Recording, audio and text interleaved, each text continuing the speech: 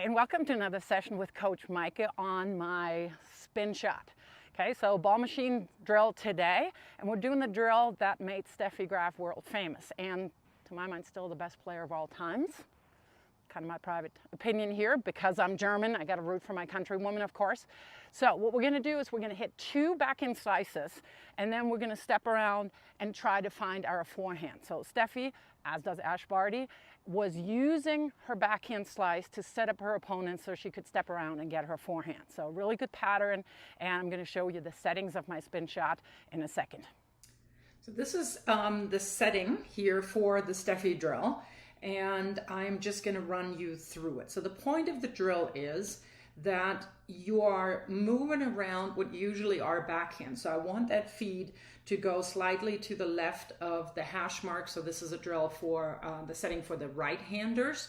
As a left-hander, you would want the ball fed to obviously the other side of the court. But the point is that you're having the ball in the same place and you're really having to move around to what usually you take as a backhand, you then attack with your forehand.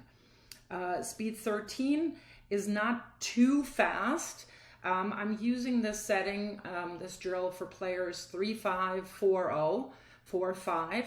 So the point always when I'm using the ball machine with my clients is that I'm not feeding the balls too hard or too difficult. This is just a skill acquisition basically, and that's why I want the balls medium paced. Obviously you can go up and down. And same with spin. I don't want, heavy top spin or super slice, because again, I want the players to really focus on the footwork and getting that around the ball in and just realizing what they're doing so they're not rushed, having to make decisions based on really heavy top spin or slice.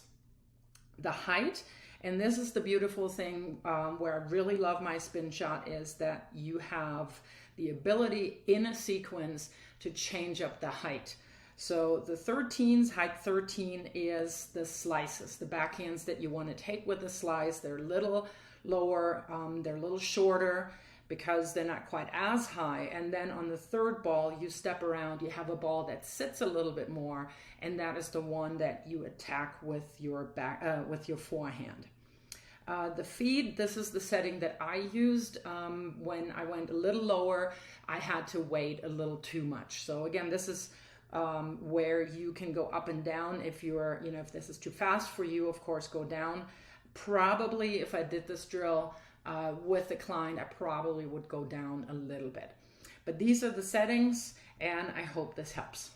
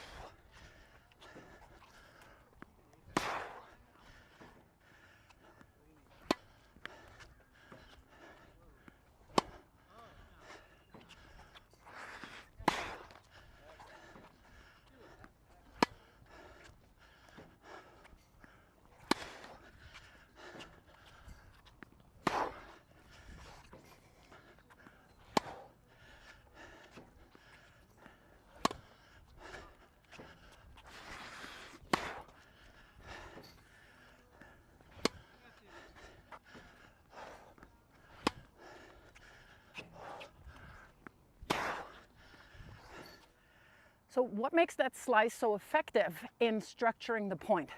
Number one, it has a different pace, it has different spin, it has different height, and it just does not necessarily allow your opponent to really get under it and be aggressive off it. So you're neutralizing your opponent.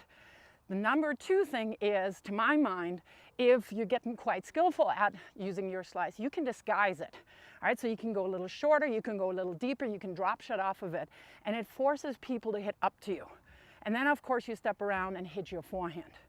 Now, when you're doing this drill, make sure that you're sometimes going inside out and that you're sometimes going inside in, because you don't want to get into predictable of a pattern that you're just going always inside out or always inside in. And that was really the key when people played Steffi's, like nobody ever knew what the next step was coming or what as the next play was coming because she just varied it so much. So I think this is a great drill. Even if you're not hitting them as hard, you're just moving your opponent around. And again, with that slice, you're just breaking the rhythm and you're forcing your play onto your opponent. So go and have fun. If you like this video, go ahead and subscribe to my YouTube channel, and I'll see you for another session with the Spinshot ball machine soon.